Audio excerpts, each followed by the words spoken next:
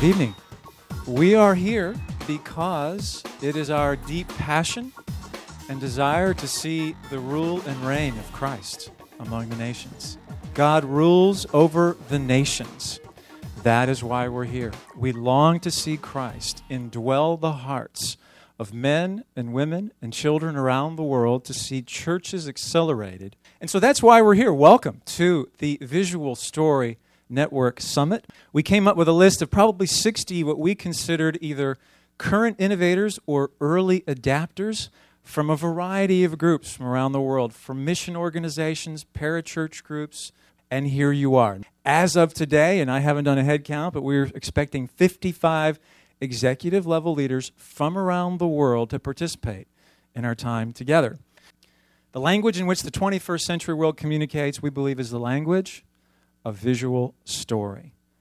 Now, we have taken a pretty elastic view of what this means. In fact, you maybe not have heard this term before, but we'd like to suggest that it's really anything that can be broadcast to you on a screen. That could be a theater screen. That could be a television screen. That could be your laptop screen. That could be your cell phone screen. And in fact, increasingly around the world, it's probably the screen that fits in your pocket that really is the future of the way people are getting their information. But visual story can be delivered in a lot of different ways. And then you might be inclined to ask, well, really, isn't this whole idea of visual media something for first world developed countries primarily? Not anymore. Consider a couple of things. In over 39 countries, even those without running water, they have their own version of American Idol. Teens in rural Swaziland watch 1 to 2 hours of TV a day. Guess who is their favorite? Thank you, Jerry Springer. Are those the values that you want to export around the world? In many countries, they are leapfrogging over wired internet straight to wireless handheld devices.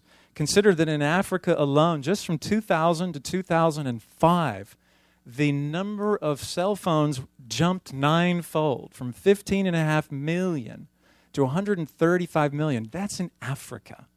So the future is coming to you on a screen of this size. And the economic engine of the internet, a great deal of that has been pornographic material, and that a good percentage of the websites that are available across the globe are pornographic. So for us, the big question is, who will tell the stories that inspire and instruct the world around us? Will it be political leaders? Will it be Hollywood? Will it be those of other worldviews? Because stories are being told, vision and values are being cast in very powerful, lasting, imprinted ways through visual media.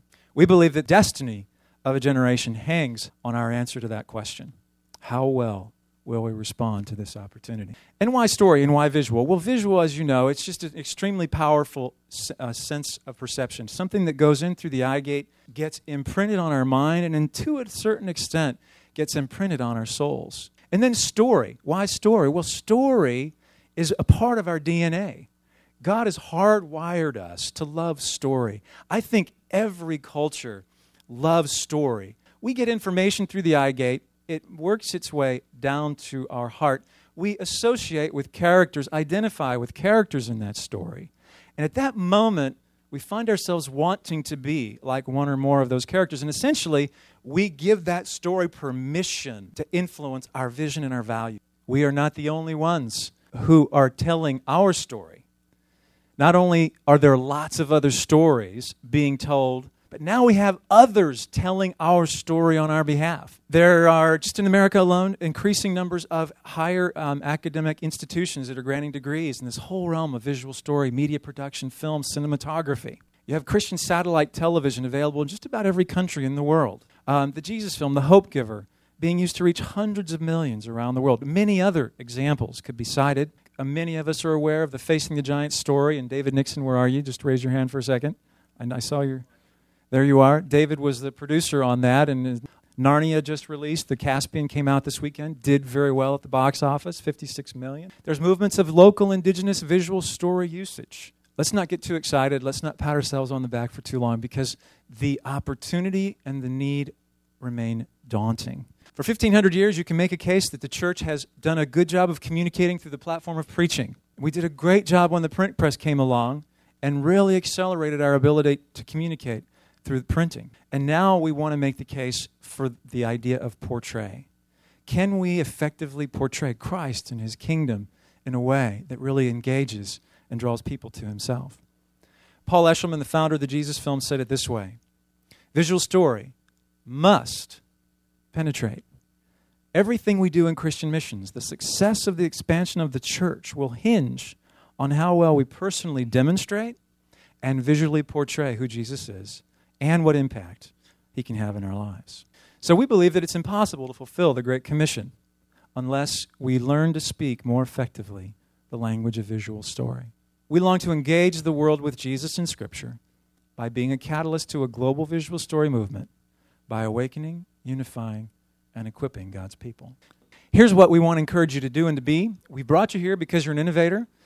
That being said, we want you to be who you are. We want you to reflect your passions, your experience, your personality.